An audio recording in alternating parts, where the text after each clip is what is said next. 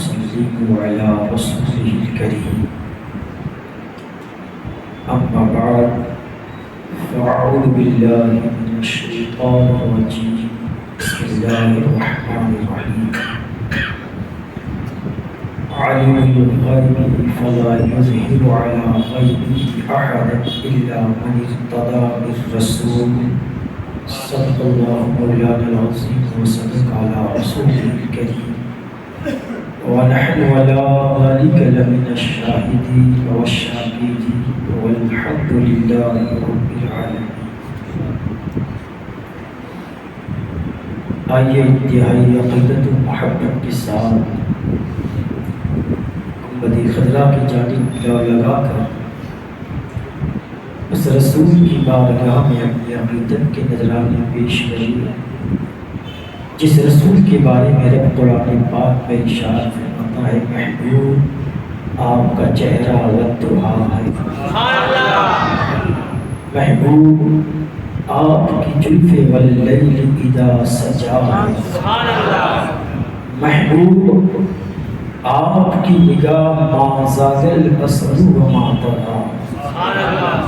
محبوب آپ کا ہاتھ ید اللہ فوق ایدیہ. محبوب آپ کا سفر سبحان الذی اسری. محبوب آپ کا میلاد لقد من اللہ علی المؤمنین اذ بعث فیہم رسولا. محبوب آپ کے اخلاق انک لعلی خلق عظیم.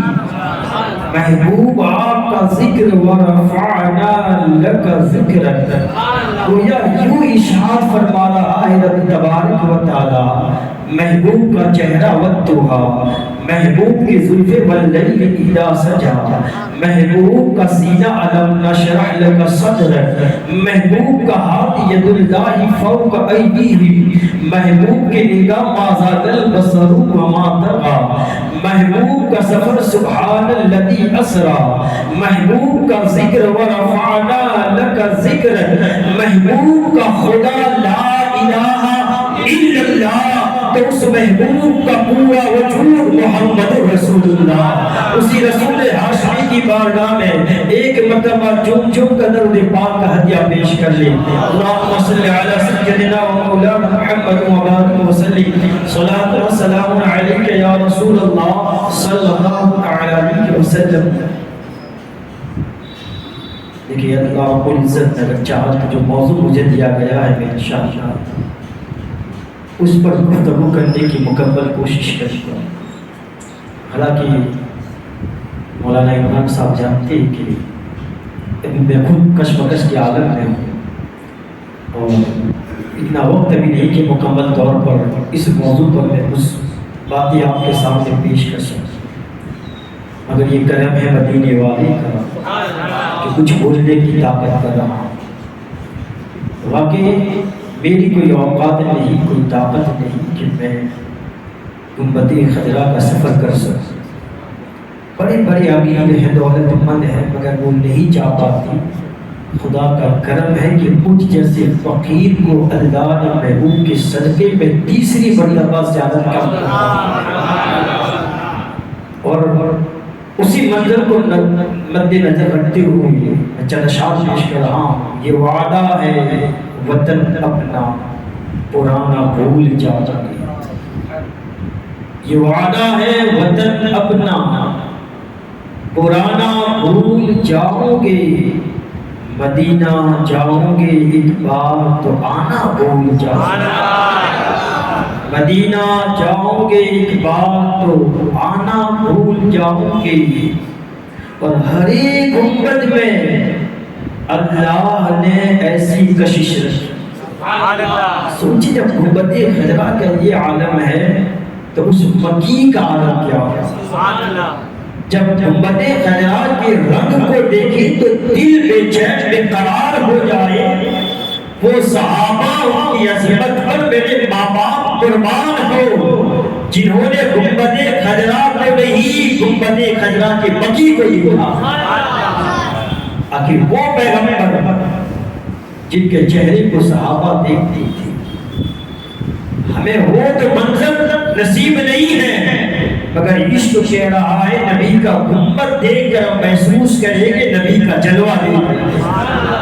اور یہ خدا ہمیں یہ موقع دے رہا ہے. میں تو دعائیں کرتا ہوں مولا تعالیٰ اہل سنت کے ہر عالم کو یہ موقع دے کہ ہمارے علماء کی جماعت کا عالم کیا ہے. یہ علماء بڑی مخلص ہے جو اتنی سستی تنخواہ میں اتنی سستی قیمت میں قوم کی خدمت کر رہے ہیں. واقعی یہ درد کی بات ہے کہ جو اتنی سستی قیمت اور اتنی سستی تنخواہ میں قوم کی خدمت کر رہی ہے. بتاؤ جب قوم کے ایک نافرمان سے نافرمان، اب جانتی ہے شرابی سے شرابی ہو، بدکردار ہو، بدفعل ہو، مگر پھر بھی اس کے دل میں تو تمنا ہوتی ہے کہ نبی کا روزہ دے، ہوتی ہے کہ نہیں؟ گنہگار ہوتا ہے، نافرمان ہوتا ہے، بدکردار ہوتا ہے، مگر تمنا وہ بھی رکھتا ہے کہ میں نبی کا روزہ دیکھوں. جب گنہگار تمنا رکھتا ہے کہ آپ نہیں جانتے آپ کے مسجد کا امام کتنی تمنا رکھتا ہے. ارے وہ تو ان گناہوں سے دور رہتا ہے جب وہ گناہ کے قریب جا کر بھی نبی کے روزے کی تمنا کرتا ہے. جو یہاں نبی کے دین کا کام کرتا ہوگا اس کے دل میں کتنی بے قراری اور بے چینی ہوگی. وہ بھی چاہتا ہے کہ مجھے گنبد خضرا کی زیارت نصیب ہو، لیکن ہم نہیں جانتے اس کی حالات کو. مگر آج میں یقین کے ساتھ کہتا ہوں یہ تو خدا کا فضل ہے کہ اللہ نے ہمیں موقع دیا. یہ نہیں کہتا علماء محتاج ہے مگر آپ کی ذمہ داری ہے آپ بھی چاہیں، اس لیے کہ میں ایسے نہیں جیسے جب میرے جانے کی بات آئی. جناب مولانا عمران صاحب تو جا چکے ہیں اور بھی ہمارے رفقا ہے جو ساتھ جا چکے ہیں، مگر آپ کی مسجد کے امام میرے پاس کئی مرتبہ آئے. اور ایسا نہیں وہ جانا بھی چاہتے ہیں مگر میں اپنی بھی مجبوری میں ہوں کہ وہ نہیں کر سکتا وہ جو چاہتا ہے. جتنی قیمت میں وہ جانا چاہتے ہیں وہ مجھ سے ہو ہی نہیں سکتا ہے. اور ہماری اپنی عادت ہے کہ اپنی جتنی چادر ہو اتنے ہی ہم اپنی قدم کو باندھیں. ایسا نہیں حضرت بار بار آتے، میرا دل میں بھی قرار تھا کہ ایک مسجد کا امام اگر مجھے بار بار کہیں.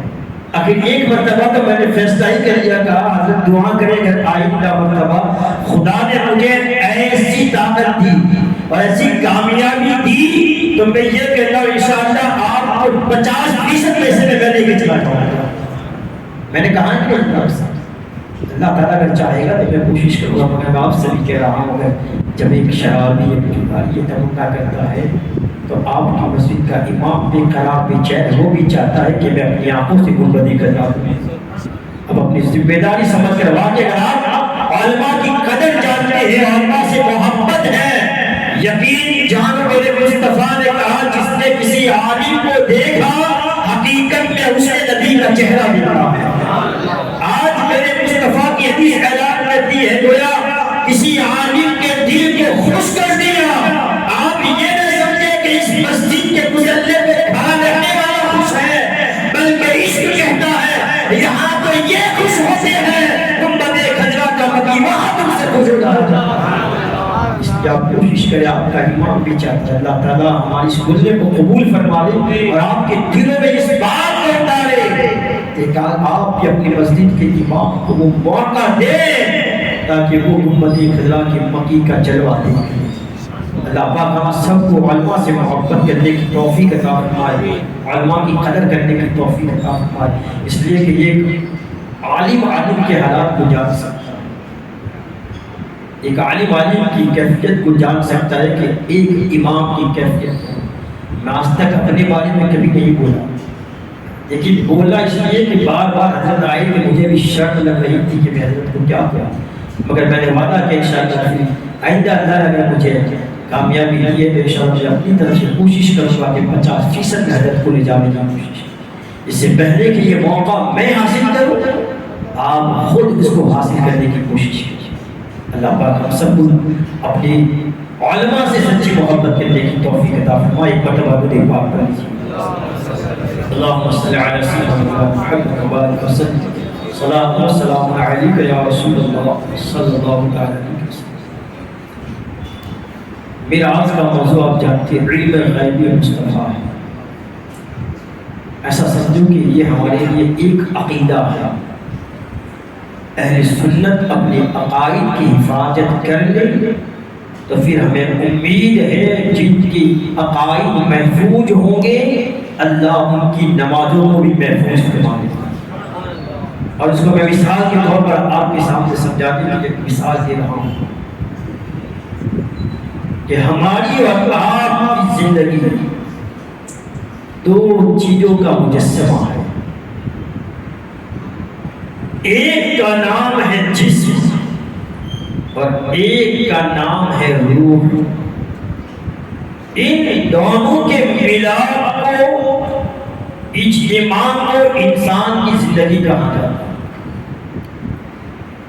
جس وقت انسان کا جسم اکیلا ہو جائے روح ساتھ چھوڑ دے تو اس وقت کا نام موت ہو جاتا ہے.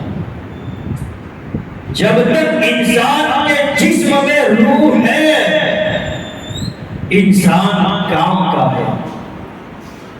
روح ہے انسان بولنے کی طاقت رکھتا ہے. روح ہے انسان چلنے کی طاقت رکھتا ہے. روح ہے انسان دیکھنے کی طاقت رکھتا ہے. روح ہے انسان پکڑنے کی طاقت رکھتا ہے. اور جس انسان کے جسم میں روح ہوتی ہے اگر وہ اپنے گھر میں بیٹھے تو لوگ اس کے ساتھ بیٹھتے ہیں. اگر وہ اپنے گھر میں کلام کرے لوگ اس کی بات کو سنتے ہیں. انسان کے جسم میں روح ہے. چاہے محفل میں بیٹھے تو محفل والے کلام کریں, محفل والے بٹھائیں گے, محفل والے اس کو اپنے قریب بیٹھنے کے لیے کہیں گے. مگر ایک وقت ایسا آتا ہے جب روح جسم سے جدا ہو جاتی ہے. اب یہ انسان گھر میں تنہا پڑا ہے. انسان کا جسم اکیلا ہے. جیسے ہی روح ساتھ چھوڑ دیتی ہے اب اس کا اپنا سگا بیٹا بھی ہو تو وہ بھی کہے گا لوگوں میرے باپ کے جسم سے روح نکل چکی ہے. اس کا جسم مردہ ہو چکا ہے. اب اس جسم کی کوئی اہمیت نہیں, اس کی کوئی قیمت نہیں. چاہے بیٹا کتنا ہی پیارا کیوں نہ ہو مگر اس کے دل میں بھی خیال آتا ہے کہ جلدی سے میرے باپ کو غسل دے دیا جائے اور غسل دینے کے بعد کفن پہنایا جائے. کفن کے بعد جنازہ تیار کر دیا جائے اور پھر جنازے کو کاندھے پہ اٹھا کر تیزی کے ساتھ قبرستان کی طرف لے جایا جائے. میں پوچھتا ہوں یہ باپ کی نیک اولاد جب تک یہ تیرے بیچ میں تھا بڑا ادب ہو رہا تھا, باپ کا احترام ہو رہا تھا. آج کیا ہو چکا ہے کہ باپ کو بڑی تیزی کے ساتھ گھر سے نکالنے کی بات کر رہا ہے. آج کیا بات ہے اپنے باپ کو اپنے گھر سے جدا کرنے کی بات کر رہا ہے. کل تک باپ تیرے کام کا تھا, باپ تیرے لیے قیمتی تھا, بتا آج وہ باپ کیا تیرے لیے قیمتی نہیں؟ تو بیٹا بھی کہے گا حضرت باپ کے جسم میں روح تھی تو باپ کام کا تھا, روح تھی بول رہا تھا, روح تھی یہ کام کا تھا مگر اب روح نکل چکی ہے. اب میرے باپ کا ہاتھ اگرچہ سلامت ہے مگر کچھ کام کا نہیں. باپ کی آنکھیں اگرچہ سلامت ہے کچھ کام کی نہیں. اس کا جسم اگرچہ سلامت ہے مگر کچھ کام کا نہیں. میں پوچھتا ہوں وجہ کیا ہے؟ بیٹا عرض کرتا ہے جو اصل چیز روح تھی جسم سے جدا ہو چکی ہے, جسم سے الگ ہو چکی ہے. میں نے پوچھا روح ساتھ تھی تو کیا اہمیت تھی؟ کہاں روح ساتھ میں تھی. سماج اپنی محفل میں بٹھاتا تھا, گھر والے اپنے قریب بٹھاتے تھے, لوگ بات چیت کرتے گفتگو کرتے تھے. میں نے پوچھا روح نکل گئی تو کیا وجہ ہے؟ کہاں روح نکل گئی، اب یہ کچھ کام کا نہیں، اب سب چاہتے ہیں اس کو دور کیا جائے، اب اس کو جلدی سے قبرستان کے حوالے کر دیا جائے۔ گویا بیٹا کہہ رہا ہے جب تک روح جسم میں ہوتی ہے باپ کام کا ہوتا ہے، روح جسم سے جدا ہو جاتی ہے، اب یہ محفل کے لائق نہیں، اب یہ گلی کے لائق نہیں، اب یہ مکان کے لائق نہیں، اب یہ آبادی کے لائق نہیں، بلکہ یہ قبر کی مٹی کے لائق ہے۔ بلا تفصیل سمجھ لے، روح نکل جائے جسم دوبارہ بیکار ہو جاتا ہے۔ ایسے ہی ہماری اسلامی زندگی دو چیزوں کا مجسمہ ہے، ایک کو عمل کہتے ہیں، دوسرے کو عقیدہ کہا جاتا ہے۔ میں یہ علمی بات سمجھا رہا ہوں، علماء موجود ہیں۔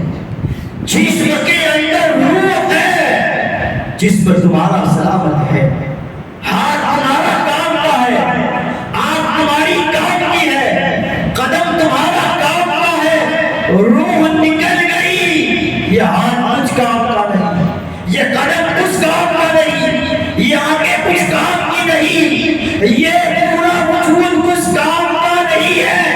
ایسے ہی جب تمہارے سینوں کے اندر علم غیب مصطفیٰ کا عقیدہ ہوگا، تم یہ مانو گے میرا نبی کل بھی دیکھ رہا تھا، آج بھی دیکھ رہا ہے، صبح قیامت تک ساری چیزوں کو دیکھ رہا ہے۔ اگر عقیدہ صحیح ہے، نماز پڑھو گے، روزہ رکھو گے، زکات دو گے، جتنے عمل کرو گے، عقیدہ صحیح ہے، سارے عمل خدا کی بارگاہ میں مقبول ہوتے جائیں گے۔ نعرہ تکبیر، نعرہ رسالت، سرکار کی آمد۔ اس لیے عقیدے کی بات ہے، علم غیب مصطفیٰ یہ اہل سنت کا عقیدہ ہے۔ ہر سنی یہ مانتا ہے کہ نبی کو خدا نے ہر چیز کا علم عطا کر دیا، کوئی چیز نگاہ مصطفیٰ سے پوشیدہ نہیں، بلکہ میرا عشق کو اعلان کرتا ہے۔ ابھی مجھے پتا چلا کہ مجھے 21 کو سفر کرنا ہے، مگر عشق کہہ رہا ہے آج سے کئی دنوں پہلے میرا مصطفیٰ جانتا تھا تمہیں کہاں کا سفر کرنا ہے۔ اہل سنت کا عقیدہ مضبوط ہونا چاہیے، اسی لیے جب تک جسم میں روح ہے تمہارا پورا جسم کا یاد رکھیے روح ہے، بیٹا قدر کرے گا، بھائی قدر کرے گا، رشتہ دار قدر کرے گی، ہر کوئی قدر کرے گا۔ جیسے روح نکل جاتی ہے سب کی فکر ایک ہے، اسے قبرستان کے حوالے کیا جائے، اسے قبرستان میں دفن کر دیا جائے۔ میں دعوے سے کہتا ہوں عقیدہ تمہارا مضبوط ہوگا، نمازیں تمہاری زمین پر ہوگی، مگر عشق کہہ رہا ہے تمہاری نمازوں سے صرف انسان محبت نہیں کرے گا، بنانے والا خدا بھی محبت کرتا ہوا چلا جائے گا۔ ہمارے عقیدے اگر صحیح ہے تو سارے عمل اللہ کی بارگاہ میں مقبول ہے، ہمارا روزہ بھی مقبول ہے، ہماری زکات بھی مقبول ہے، ہماری نمازیں بھی مقبول ہے۔ اس لیے سننے یہ عقیدہ مانو، اپنے دل میں یہ عقیدہ مضبوط کر لو۔ اگر کوئی تم سے کہے مصطفیٰ یہ نہیں جانتے، مصطفیٰ کو اس کا علم نہیں، تو کہنا نادان، ذرا حدیث کا مطالعہ کر لے۔ میرا نبی تو اعلان کرتا ہے جب امت بنی نہیں تھی، امت کو نہیں بنایا تھا، اس سے پہلے اللہ نے امت کو مٹی کی شکل میں بنانے سے پہلے نبی کے سامنے کھڑا کر دیا تھا، اور میرا نبی کہتا ہے میری امت کا یہ حال بھی بتایا تھا کہ محبوب اس جیسے کون اس پر ایمان لائے گا اور اس پر ایمان کون نہیں لائے گا۔ نبی فرما رہے ہیں قیامت تک جو مومن ہونے والے ہیں میں ان کو بھی جانتا ہوں، جو کافر ہونے والے ہیں ان کو بھی جانتا ہوں۔ یہ حدیث پاک میں اگر یقین نہ ہو تو قرآن پاک تقریباً 34 سپارے کے اندر ہے، جو آیت کریمہ جس کی تفسیر اور شان نزول کے حوالے سے رب تعالیٰ نے یہ آیت کریمہ نازل فرمائی۔ رب تعالیٰ نے بیان کر دیا ان سے کہو نادانو تم یہ کہہ دو. وہ لوگ یہ کہہ رہے کہ قرآن کا مفہوم ہے. یہودی کہہ رہے تھے جب سرکار نے کہا کہ میں ہر چیز جانتا ہوں میرے سامنے یہ ساری باتیں رکھی گئی. ان یہودیوں نے کہا سرکار کو تو یہ پتا نہیں کہ ہم کون ہیں. اب یہ کیوں کہا تھا جانتے ہو؟ نماز سرکار کے پیچھے پڑھتے سرکار کے پیچھے سجدہ کرتے حقیقت میں وہ منافق تھے. جب سرکار نے یہ باتیں کہی تو انہوں نے کہا سرکار کو تو یہ پتا نہیں کہ ہم کون ہیں. ان کے ساتھ میں رہتے ہیں ان کے بغل میں بیٹھتے ہیں مگر سرکار یہ نہیں جانتے. اور آج یہ کہہ رہے ہیں قیامت تک آنے والی امت کو میں جانتا ہوں. اس وقت قرآن میں آیت کریمہ نازل فرمائی کو بتا دیا نادانوں سے کہو نادان تیری اور میری کیا اوقات ہے. تیری نسل میں کون پیدا ہوگا یہ بھی میرا مصطفیٰ جانتا ہے.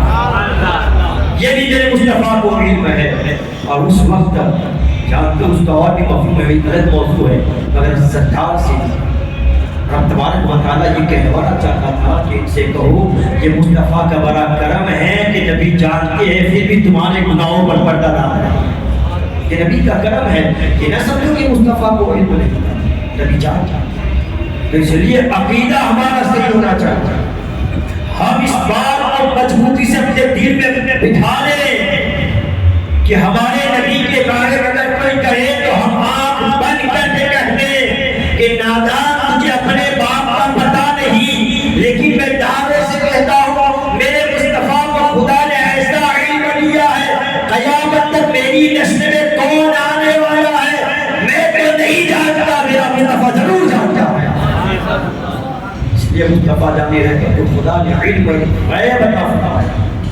علم غیب کی حوالے سے اس آیت کو پڑھا اس پر بھی میں آؤں گا اور اس سے پہلے میں تھوڑی ایسی باتیں سمجھاؤں جس کو آپ آسانی سے سمجھ جائیں. آپ دیکھیں سورہ بقرہ میں رب تبارک و تعالیٰ جب آغاز کرتا ہے تو کن کلمات سے ذالک الکتاب لا ریب کبھی آپ نے غور کیا کسی بھی مکتب فکر سے تعلق رکھنے والے علماء سے پوچھیں الف لام میم کا معنی بتائیں.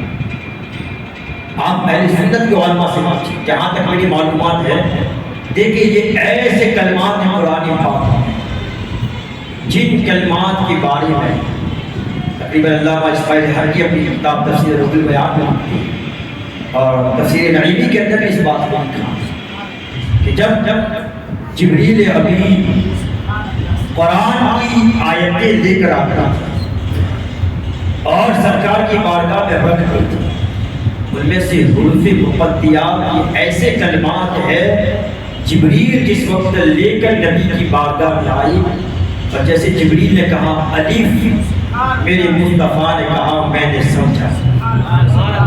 لام مصطفیٰ نے کہا میں نے سمجھا. میم نبی نے کہا میں نے سمجھا. اسی طرح آپ دیکھیں حروف مقطعات جتنے بھی ہیں جبریل ایک ایک لفظ بولتے مصطفیٰ کہتے میں نے سمجھا. پورا مفہوم یہ ہے حضرت جبریل لے کر آئے خدا کی بارگاہ سے کلام الہی لے کر بارگاہ مصطفیٰ میں حاضر ہوئے اور جیسے ہی کہا میرے نبی نے کہا میں نے سمجھا بات ختم ہوئی تو جبریل نے کہا یا رسول اللہ میں جبریل ہوں. جبریل اس بات کو لے کر اس کلام کو لے کر میں آیا رب کی بارگاہ سے مگر میں تو سمجھتا نہیں میں تو جانتا نہیں اور آپ کہہ رہے ہیں میں نے سمجھا. تو نبی نے مسکرا کے کہا جبریل قرآن کا لانا تیرا کام ہے قرآن کا سمجھنا حبیب مصطفیٰ کا کام ہے. جبریل سے میرے نبی نے کہا جبریل قرآن لانا تیرا کام قرآن کو سمجھنا میرا کام. اب قرآن ہی پر تذکرہ چلا جائے. آپ دیکھیں جبریل امین سے جب میرے مصطفیٰ نے کہا جبریل آپ کا نام آپ کا کام لانا ہے سمجھنا میرا کام ہے. پورے علماء سے آپ پوچھیں اہل سنت کے علماء ہو کسی بھی مکتب فکر سے تعلق رکھنے والے علماء سے پوچھیں حروف مقطعات کا ترجمہ نہیں ہے. آپ اس تعریف کی گئی ہے مگر اصلی مراد آپ سوچیں انہیں اس بات کا بھی تو خیال آنا چاہیے کہ قرآن تو ایسی کتاب ہے جس کو اللہ نے ہدایت بنا کے نازل کیا اور ہمارا عقیدہ ہے کہ ساری چیزوں کا علم اللہ نے قرآن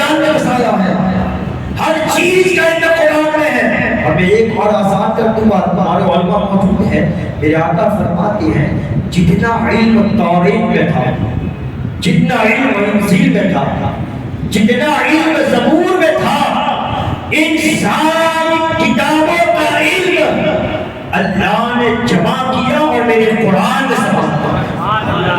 سوچے کتنی بڑی بات ہے، ساری کتابوں کا علم میرا تو عشق کہتا ہے صرف 4 نہیں بلکہ جتنے صحیفے آئے ان سارے صحیفوں کا علم بھی اللہ نے قرآن پاک میں سما دیا ہے۔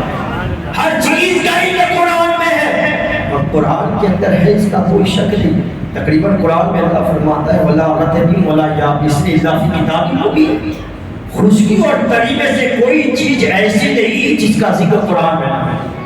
اگر میں آپ سے پوچھتا ہوں کسی عالم سے جا کے پوچھیں قرآن میں جتنا سب کچھ ہے اس کا سمجھنا کیا ہمارے اور آپ کے بس کی بات ہے؟ ہمارے اور آپ کے بس کی بات تو چھوڑیں، پورے قرآن کا علم سیکھنا، پورے قرآن کا علم جاننا ہماری اور آپ کی بات نہیں، بڑے بڑے اولیاء کی بھی بات نہیں۔ یہ بھی نہیں سمجھ سکتے بڑے بڑے محدثین مفکرین ہو، مکمل قرآن کا علم اگر ہے تو کسی ولی کسی غوث عبدال معدود کو نہیں، اب تو یہ ہے کہ سارے انسان جمع ہو جائے مگر ان میں سے کوئی نہیں کہہ سکتا کہ میں نے پورے قرآن کو جان لیا۔ اگر یہ حکم ہے تو عشق کہتا ہے یہ ہمارے لیے نہیں، قرآن کا مکمل علم اللہ نے جس کو دیا وہی محمد رسول اللہ کا پورا قرآن کا علم تو نبی کے بارے میں، نبی جانتے ہیں قرآن میں کیا ہے، قرآن میں کیا ہے، ساری چیزوں کا علم نبی جانتے ہیں۔ میں آپ کے ذہن کو قریب لانے کے سمجھا رہا ہوں پورا قرآن ہم تو مانتے ہیں آپ آسانی سے ان لوگوں کو سمجھا دینا جو علم غیب مصطفیٰ کا کہ قرآن میں ہر چیز کا بیان ہے کہ ان کو بھی ماننا پڑے گا، ان کی نانی مر جائے گی، کیونکہ قرآن کی آیت کا اگر انکار کر دی تو وہ ایسے ہی تو کافی ہے اور زیادہ محل لگ جائے گی۔ یہ تو بالکل اسلام سے نکلے ہوئے ہیں۔ قرآن پاک کے اندر ہر چیز کا بیان ہے، کوئی ایسی چیز نہیں جس کا بیان قرآن میں نہ ہو۔ اب تو یہ ہے کہ ہم سنتے ہیں صحابہ کے حوالے سے جب صحابہ کو کوئی ضرورت پیش آتی تو وہ کسی اور کے پاس نہیں جاتے، اپنے مسئلے کا حل قرآن سے نکال لیا کرتے۔ قرآن کو معمولی نہ سمجھیں، وہ قرآن جس میں ہر چیز کا بیان، ہر چیز کا علم۔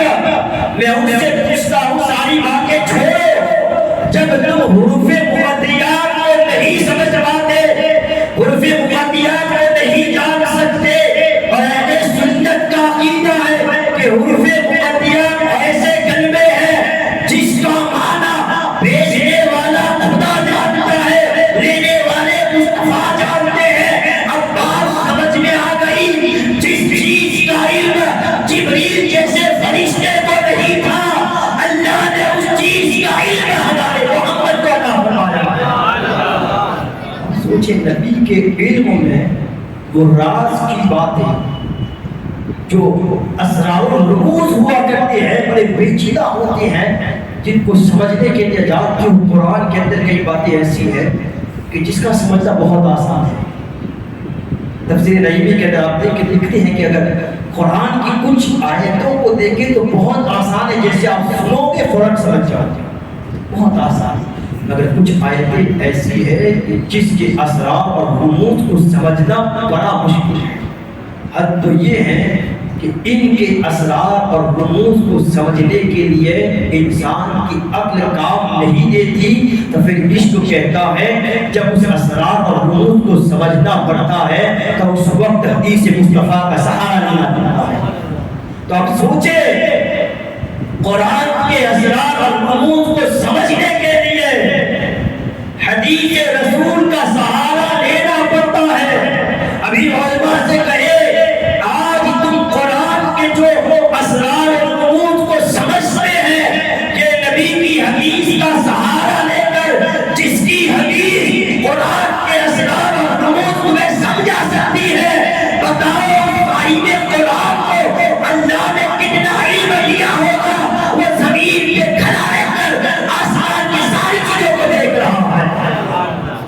عقیدہ ہونا چاہیے. قرآن کا علم سمجھنا ہمارے بس کی بات نہیں. بڑا مشکل کام ہے قرآن کا علم سیکھنا. ہم تو یہ سمجھتے ہیں قرآن آسان ہے، قرآن بڑا مشکل ہے. مگر رب تبارک و تعالیٰ نے یہ آسان اور مشکل کر کے ہم کو بھی بتا دیا.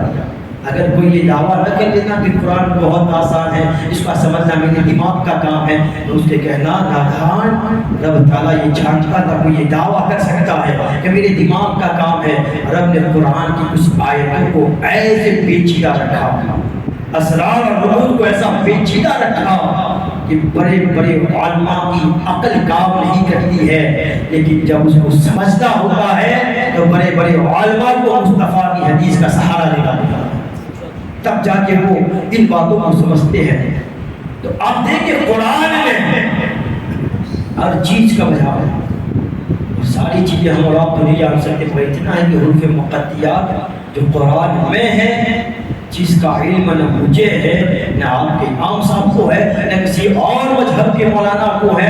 یہ تعلیم کر سکتے ہیں لیکن اصل حقیقت اس کی مراد کیا ہے ہم نہیں جانتے ہیں. اب اتنا سمجھتے قرآن کی جس آیت کا معنی ہمیں اور آپ کو پتہ نہیں. حد تو یہ ہے کہ جبریل جیسے فرشتے کو پتہ نہیں، مگر اس بات کا علم، اس آیت کا علم اللہ نے جس کو دیا ہے وہ کوئی اور نبی، وہ ہمارا نبی محمد رسول اللہ ہے. اس لیے میں قرآن کی آیتوں سے باتیں پیش کروں، آپ سمجھے علم غیب میں نبی کے علم کے حوالے سے اور بھی حدیثیں ہیں. مگر اور دیکھیں جس آیت میں نے پڑھا اللہ فرماتا ہے عالم الغیب فلا یظہر علی غیبہ احد الا من ارتضی برسول. اس کا ترجمہ کیا ہے؟ وہ جاننے والا ہے غیب کا، بس وہ کسی کو غیب پتہ نہیں کرتا مگر رسولوں میں سے جس رسول سے وہ راضی ہے. یہ آسان ترجمہ. اب رب تبارک و تعالیٰ نے یہ اور بات آسان کر دی آپ کو سمجھا کہ اللہ تبارک و تعالیٰ غیب کا علم ہے. یہ غلط بحث ہو سکتی ہے، اپنے فضل سے اللہ جسے چاہے غیب کا علم ہے. اللہ کی اپنی مرضی کی بات ہے، قدرت الہی کا ہم انکار نہیں کر سکتے. ایسے کئی واقعات ہیں صحابہ کے حوالے سے بھی، اولیاء کرام کے حوالے سے رب تعالیٰ ہے اپنے فضل سے جسے چاہے غیب کا علم ہے. اگر آج میں بات کر رہا ہوں اپنے رسول کی جس کا میلاد ہو رہا، رب نے فرمایا کہ اللہ غیب کا علم ان رسولوں کو عطا کرتا ہے جس رسول سے وہ راضی ہو. اب آپ قرآن کہاں کر دیکھیں کہ محمد عربی سے خدا راضی ہے کہ نہیں، ہمارے نبی سے رب راضی ہے کہ نہیں. کوئی آپ سے کہے آپ کو کیسے پتا چلا کہ رب راضی ہے، نبی سے رب خوش ہے، تو ان سے کہنا میں کسی ملا کی کتاب کا حوالہ نہیں دیتا بلکہ اس کتاب کا حوالہ دیتا ہوں جس کا نازل کرنے والا خالق کائنات ہے، رب کائنات ہے. اور وہ بھی ارشاد فرماتا ہے فَلَنُوَلِّيَنَّكَ قِبْلَةً تَرْضَاهَا. جب نبی نماز کی حالت میں واقعہ مشہور ہے کہ نبی کا دل چاہ رہا تھا کہ میرا قبلہ بیت المقدس نہ بنے بلکہ میرا قبلہ خانہ کعبہ بنے. نبی نماز کی حالت میں تھے، جیسے ہی رب کے محبوب کے دل میں یہ خیال آیا تو رب نے ارشاد فرما دیا محبوب جدھر تیری مرضی چاہے، جدھر تیرا دل چاہے اپنے چہرے کو پھیر لے، خدا اسی چیز کو تیرا قبلہ بنا دیا. یہ واقعہ تو مصطفیٰ جانے رحمت کا دل چاہا کہ میرا قبلہ بیت المقدس نہ رہے بلکہ خانہ کعبہ بنے. نبی نے نماز کی حالت میں اپنا رخ موڑ لیا اور آج بھی مسجد قبلتین موجود ہے جہاں دو قبلے ہیں. اور اس کو بھی سمجھنا ہے لوگ جاتے شاید یاد نہ ہو، خدا کا فضل ہے دونوں مرتبہ میں نے دیکھا ہے کہ اس سمت میں بھی قبلہ ہے اس سمت میں بھی قبلہ ہے، دونوں نشانے موجود ہیں. مگر میں آپ سے کہہ رہا ہوں خدا راضی ہے کہ نہیں آپ کا رسول سے. تبھی تو رب نے کہا جیسے آپ کی مرضی ہو، جیسے آپ چاہے، جس میں آپ کی خوشی اس جانب آپ اپنا چہرہ کر لے. اب نبی نے چہرہ پھیر لیا اور خدا نے قبلہ بنا دیا. رب تعالیٰ نے بتا دیا نادانے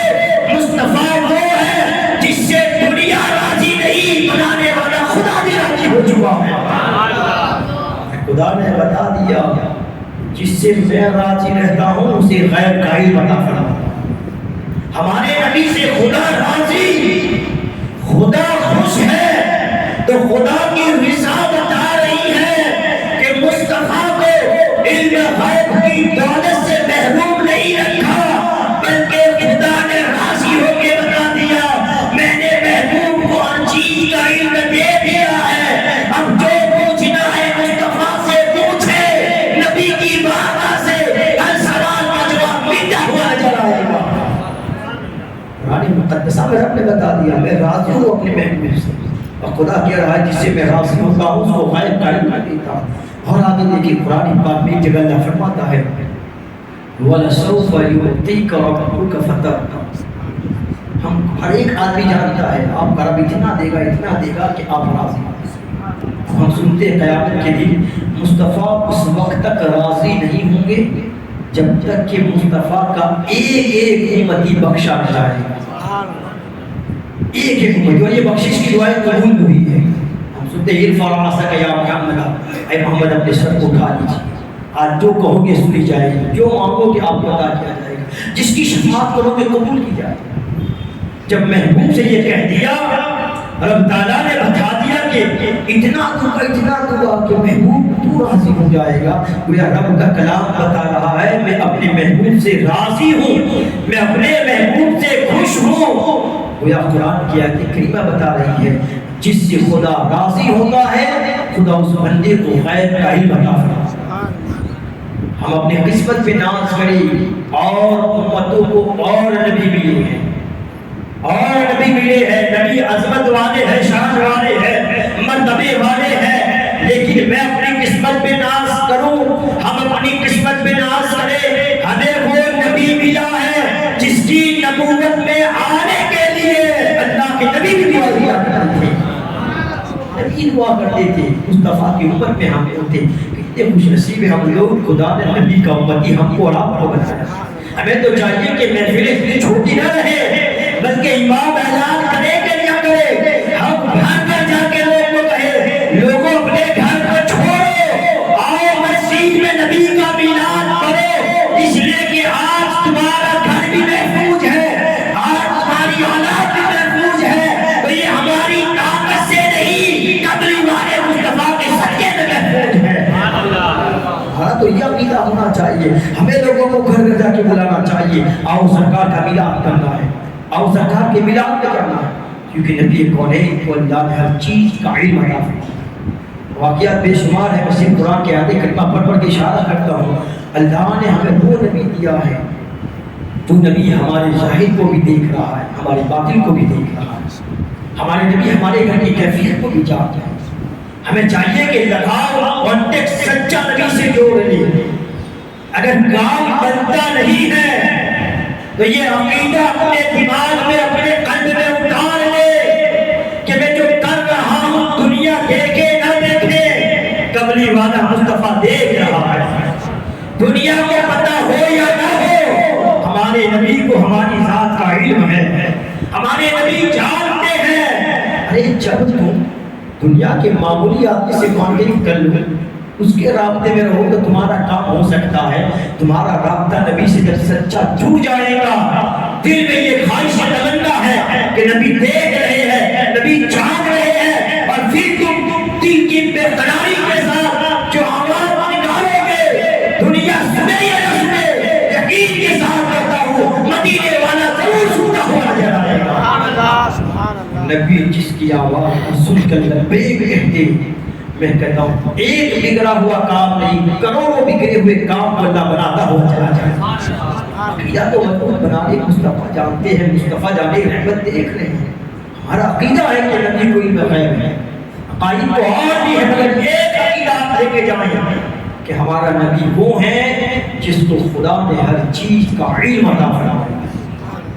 اور دیکھیے آگے حدیث پاک میں بڑی مشہور حدیث پاک آپ سنتے مولا علی کے حوالے سے. حضرت مولا علی جن کے نام سننے کے بعد ہم سب بے قرار ہو جاتے ہیں، بے چین ہو جاتے ہیں، مگر وہ حدیث کو بھی آپ سمجھیں. جیسے ہی ممبر پر تقریباً اس کو بھی علامہ اسماعیل حقی نے تفسیر الروح بیان میں نقل کیا. کیا فرماتی ہے علامہ صالح کی تفسیر البیان ان علی رضی اللہ تعالی عنہ سعید المنبر یوما فقال صلونی عما دون العرش. مطلب کیا؟ ایک ہی دن میں سوال پہ پیش کرتا ہوں مولا علی منبر پر کھڑے ہو گئے کہا لوگو پوچھو جو پوچھنا چاہتے ہو مجھ سے پوچھو میں تمہیں ہر چیز کا جواب دوں گا. حدیث بڑی مشہور ہے آپ سمجھے سی اور اس کو دین میں اتار کر ایسا محفوظ کر لے کہ جب کوئی ایمان کا لٹیرا آپ کے ایمان پر حملہ کرنا چاہے تو اسے کہنا نادان تو نے دنیا کے ملاؤں کا سہارا لیا ہے, ہم نے نبی کو سمجھنے کے لیے مولا علی کا سہارا لیا. مولا علی جس کے ساتھ ہو, علی کا عشق جس کے ساتھ ہو, اس کو تم دھوکہ نہیں دے سکتے, اس لیے کہ علی کو یہ پاور ہے کہ علی چاہے تو کسی کے بگڑے ہوئے کام کو بنا سکتے ہیں. تو جس کے صدقے میں علی کو یہ شان ملی وہ محمد چاہے تو گنبد خضرا میں بیٹھے رہے اپنے عاشق کو گنبد خضرا بلا بھی سکتے ہیں.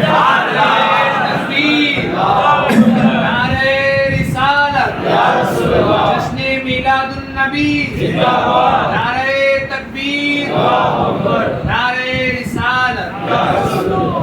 عقیدہ مضبوط رکھ لے, بس یہی عقیدہ ہے. ہمارے نبی کو ہر چیز کا علم ہے, ہم یہاں بیٹھے کیا کرتے ہیں نبی چاہتا ہے.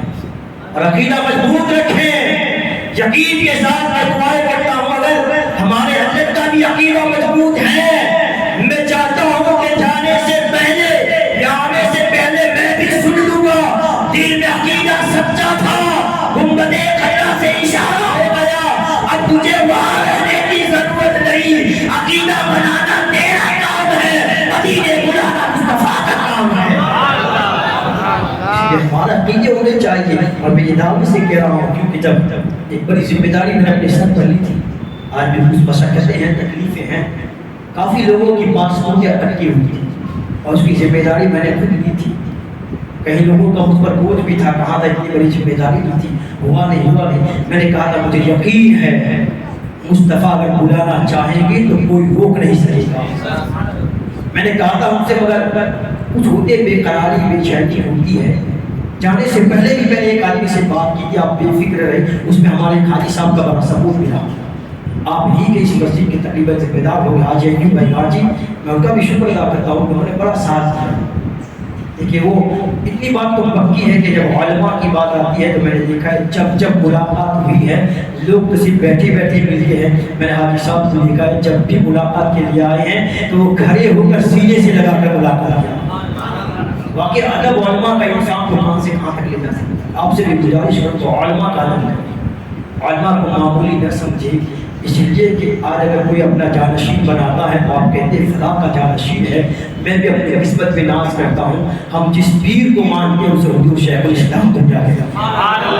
حضور شیخ الاسلام کوئی معمولی آدمی کی جانشین نہیں تھے, محدث اعظم کی جانشین تھے, محدث اعظم کے جانشین تھے. اور جب انہوں نے اپنے لگتے جگر کو جانشین بنایا ہے, اب ہم یہ نہیں دیکھتے کتنی عمر ہے کیا ہے, اب یہ دیکھتے یہ جانشین کس کا بنا ہے کہ نہیں. آپ کا جانشین کس کا بنا. میں آپ سے پوچھتا ہوں, آپ علماء سے پوچھیں نبی نے اپنے علم کا جانشین وارث کس کو بنایا. نبی نے اپنے علم کا وارث بنانے کی بات آئی تو یہ نہیں کہا میری اولاد کو بنا رہا ہوں, بلکہ نبی فرماتے میری امت کے علماء بنی اسرائیل کے نبیوں کے علم کے وارث بنے گئے. نبی نے اپنی امت کے علماء کو وارث بنایا ہے. نبی نے جس کو وارث بنایا اگر تم اس کی قدر قیمت نہ سمجھو تو افسوس ہے.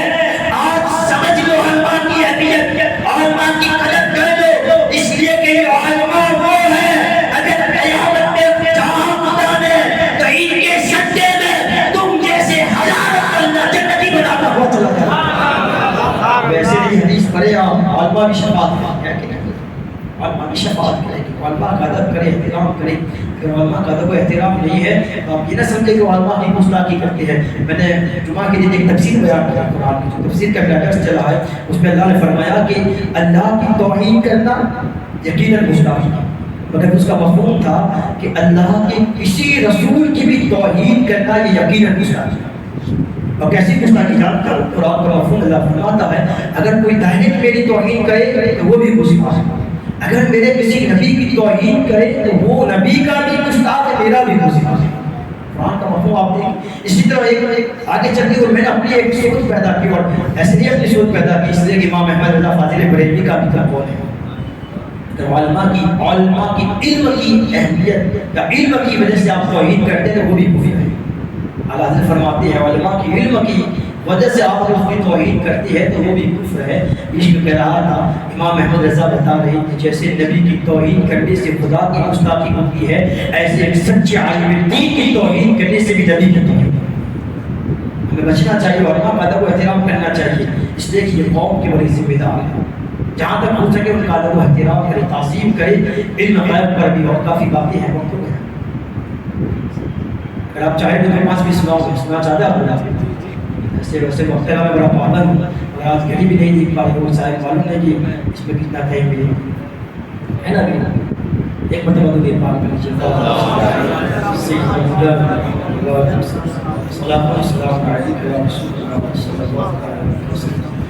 جیسا کہ میں نے مکمل مطالعہ تو نہیں کیا، میں نہیں بتایا ہے، خدا کا کرم ہے کہ کچھ بول لیتا ہوں، اگر اس میں کچھ غلطیاں ہو جائے تو ہمارا بڑا اصلاح ہے، کیونکہ میں ایک چھوٹا مکتب کا سب طالب علم ہوں، یہ ہمارے بڑے ہیں، اللہ تعالیٰ ان کے علم میں برکت عطا فرمائے۔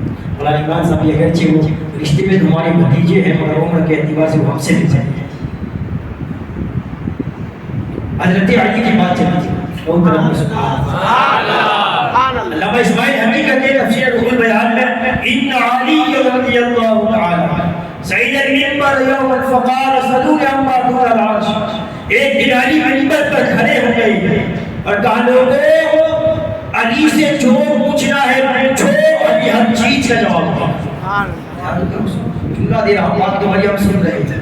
ایک آدمی کھڑا ہوتا ہے، کہا علی اتنا بڑا دعویٰ، تو کہا حل رأیت ربک یا علی، یا علی کا تم نے اپنے رب کو بھی دیکھا ہے، اپنے خدا کو دیکھا ہے؟ تو حضرت علی نے کتنا پیارا جواب دیا، ما کنت اعبد ربا لکم ارا، پوچھنے والے یہ پوچھتا ہے اپنے رب کو دیکھا ہے، علی تو اعلان کرتا ہے اس وقت تک سجدہ نہیں کرتا جب تک کہ سجدے میں خدا کو نہیں دیکھ لیتا۔ اب یہ حدیث تو سنی ہے، مولا کائنات کہہ رہے ہیں علی سجدہ کرے خدا کو دیکھ لے۔ عشق کہہ رہا تھا جو علی سجدے میں خدا کو دیکھے وہ یہ اعلان کرے جو چاہے جو جواب دوں گا۔ میں کہتا ہوں نبی وہ نہیں جو سجدے میں خدا کو دیکھے، نبی تو وہ ہے جو لامحال ہے اپنی ماتے کی آنکھوں سے خدا کو دیکھ بھی رہے ہیں، باتیں بھی کر رہے ہیں۔ ابھی مطلب سے کہو علی سجدے میں خدا کو دیکھے، اتنا علم آ جائے ہر چیز کا جواب دے دے۔ جو نبی لامقام ہے اپنی آنکھوں سے خدا کو دیکھ رہا ہے، اس سے جو پوچھو گے نبی ہر چیز کا جواب دیتا ہوا نظر آئے گا۔ اس لیے حدیث میں پڑھنی ہے، سننی ہے، سن کر اس سے کچھ نتیجے بھی نکالنے ہیں۔ جب علی کو یہ طاقت مل جائے، اور جان کو حضرت علی نے جبریل امین آئے تھے، پوچھا تھا جبریل علی سے جبریل بتاؤ، تو میں ہر چیز کو جانتا ہوں۔ اس وقت سے جبریل کا انسانی شکل میں مولا کائنات کے سامنے حضرت علی نے آگے پیچھے دائیں بائیں دیکھا، دیکھنے کے بعد جانتے کیا کہا؟ اس وقت جبریل میری نگاہ کے سامنے۔ اب ان سے کہو فرشتوں کو دیکھنا میرے اور تیرے بس کی بات نہیں ہے، یہ تو علی کا کمال ہے کہ انسانی شکل میں آنے والا انسان ہے کہ فرشتہ ہے۔ جب علی کی نگاہ سے جبریل نہیں چھو سکتا تو ماننا پڑے گا نگاہ مصطفیٰ سے کوئی دین نہیں پوچھتا ہے۔ ابھی تو بریلی کا امام کہتا اور کوئی خیر کیا تم سے کیا ہوگا بھلا، جب نہ خدا ہی چھپا تم پہ کرو ہود ہود۔ نبی کا علم ہے، اہل سنت کے علماء کا متفق علیہ فیصلہ ہے کہ ہمارے نبی کو خدا نے اپنی عطا سے ہر چیز کا علم عطا کیا۔ یہاں تک کہ حدیث پاک کا مفہوم بھی ہے، درود پاک کے حوالے سے آپ پر سنتے ہیں، تقریباً مختصر الفاظ یاد ہے. آقا علیہ السلام فرماتے ہیں جب تم درود پڑھتے ہو تمہارے درود کو میں سنتا بھی ہوں میں تمہیں دیکھتا بھی ہوں. درود کو میں سنتا بھی ہوں اور تمہیں دیکھتا بھی ہوں. اس کے بعد اتنا نہیں کہا, آقا نے فرمایا میں تمہیں بھی پہچانتا ہوں تمہارے ماں باپ کو بھی پہچانتا ہوں. تقریباً یہاں تک حدیث کے الفاظ ہے تمہارے ماں باپ نہیں بلکہ تمہاری بے ترتیب نسل کو میں دیکھتا ہوں, میں پہچانتا ہوں. اب سوچے نبی کے علم غیب کا اگر کوئی انکار کرے اسے کہنا نادان بدبخت ہے, جس کا صدقہ کھا رہا ہے اسی کی ذات کا انکار کرتا ہے. ہم کو دعوے سے کہتے ہیں نبی یہاں بھی دیکھتے ہیں, قیامت میں بھی نگاہ ہم پر ڈال دیں گے اور نگاہ جس پر پڑ جائے گی اللہ نگاہ رسول کے صدقے میں اسے جنت کا مستحق بنا دیا ہے. یہ ہمارا عقیدہ ہے. ہمارے نبی کو خدا نے ہر چیز کا علم عطا فرمایا ہے. کبھی تو آئے تھے عرف مقدیات کے حوالے سے آپ دیکھیں قرآن کی تفسیر میں آپ سنتے ہر جمعہ تقریباً روزانہ تفسیر قرآن ہمارے خطیب آپ کے سامنے سناتے ہیں. قرآن کی تفسیر کو سنیں اور پھر دیکھیں اللہ آپ کے ایمان کو کتنا بچاتا ہے. قرآن کے ایمان کو چیز نہیں, قرآن میں اللہ ہر چیز کا بیان رکھا ہے لیکن ہم جتنا جانتے ہیں اتنا آپ تک پہنچاتے ہیں. اب اس آپ سوچیں جب ان کے علم کا یہ عالم ہے اتنی رات کی باتیں ہم تک پہنچاتے ہیں تو جن کے صدقے میں خدا نے علم ان کو دیا ہوگا وہ محمد کی علم کا عالم ہے. باقی اہل سنت کا عقیدہ ہونا چاہیے کہ 12 ربیع النور کے مہینے میں صرف نبی نہ کیا کریں, نبی کی زندگی کو آپ سمجھیں پڑھیں جانیں تاکہ آپ کا ایمان محفوظ رہے گا. جیسے انسان کے جسم میں روح محفوظ رہتی ہے انسان کام کا ہو جاتا ہے, ایسے ہی اگر ہماری سینوں میں عقیدے محفوظ رہیں گے ہماری نمازیں بھی کامیاب ہوں, روزے بھی کامیاب ہوں گے, ہماری عبادتیں بھی کامیاب ہوں گی. اس لیے عبادتیں قبول کرانے کے لیے روپی اور پیسوں کی طرف نہیں جانا ہے, ہمیں اپنے عقیدوں کو محفوظ کر لینا ہے. قسم خدا کی عقیدہ محفوظ ہوگا سجدہ ایک ہوگا. خدا عقیدے کی محفوظ کی بنیاد پر ایک سجدہ قبول کر لے گا اور ایک سجدے کے صدقے میں تمہیں جنت کا محل عطا فرمائے. اللہ تعالیٰ ہم سب کو ان باتوں پر عمل کی توفیق عطا فرمائے. میرے کہنے میں کچھ غلطیاں ہوئی ہیں, اللہ تعالیٰ غلطیوں کو معاف فرما کر سب سے پہلے مجھے ان باتوں پر عمل کی توفیق عطا فرمائے. اور آپ بھی دعا کریں اللہ میرے سفر کو آسان کرے.